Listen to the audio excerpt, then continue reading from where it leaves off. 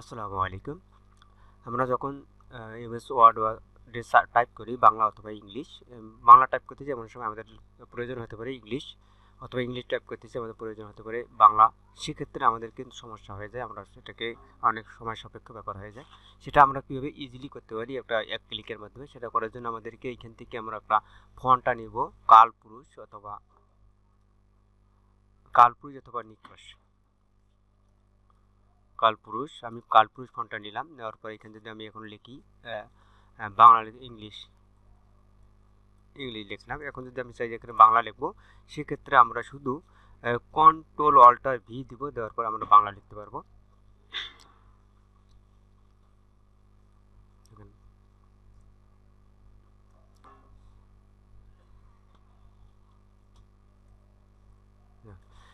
Easily আমরা এটা change করতে পারি, ঠিক আছে। আমরা আবার যদি আমি যে কন্ট্রোল অল্টার ভি দিই, দেওয়ার পর আমি যদি এখন লিখি